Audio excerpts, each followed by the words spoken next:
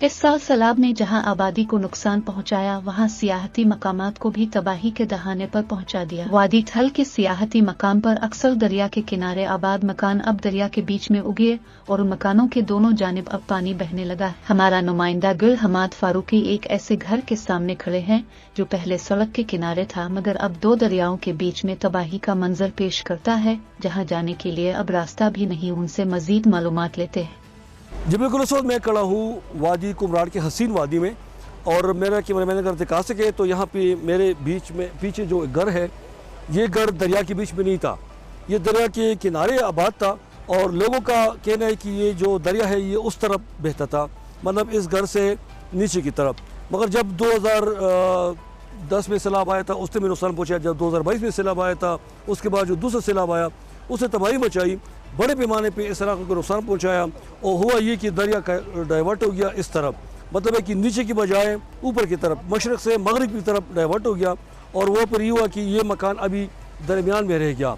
मुकामी लोगों के सामने जो बातचीत कर ली तो यहाँ पे ज़्यादातर लोग कोहिस्तानी ज़ुबान बोलते हैं, तो उनका ये कहना था कि सरकार ने कमा कहू जो करना चाहिए था उतना नहीं किया।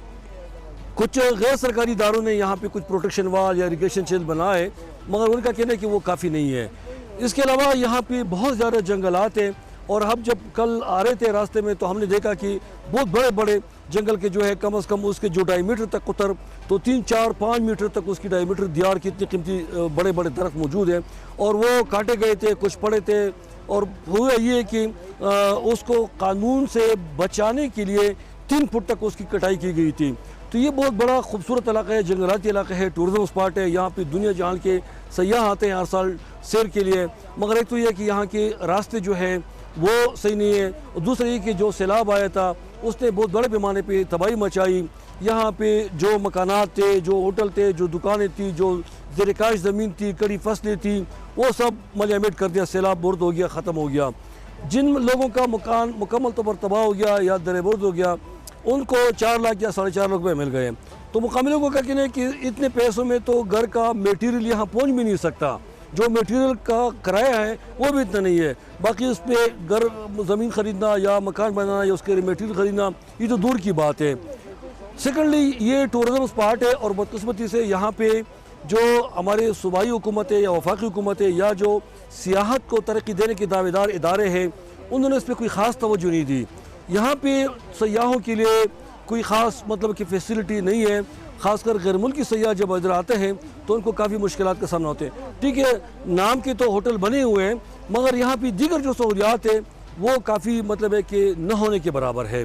तो यहाँ की जो लोग हैं ये मुतालबा करते हैं कि ये जन्नत नज़ीर वादी कुमराड़ जो है, अगर इस पर हुकूमती इदारे तवज्जो दें, यहाँ के लोगों को बुनियादी हुकूक दें, यहाँ पे सड़कें बना दें, और यहाँ पे मतलब है कि इन लोगों को सेहत की सहूलियात, तालीम की सहूलियात, पीने के पानी की सहूलियात ये फ़राहम कर लें और इंफ्रास्ट्रक्चर बेहतर करें, तो यहाँ पे न सिर्फ पाकिस्तान के कोने कोने से बल्कि पूरी दुनिया से सयाह आएंगे।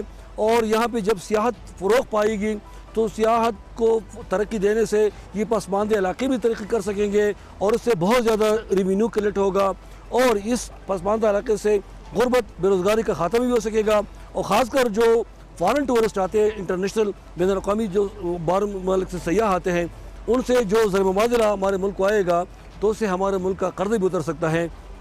मगर ज़रूरत इस अमर की है कि यहाँ पे हुकूमती इदारे इस इलाके पर तवज्जो दें, यहाँ पे मवासिलाती निज़ाम बेहतर करें, और सयाहों के लिए और मकामी लोगों को अपने हुकूक दें, और सयाहों के लिए सहूलियात फराहम करें, तो ये इलाका बहुत ज़्यादा तरक्की करेगा, और उससे ये पसमानदा इलाका भी तरक्की कर सकेगा। जी।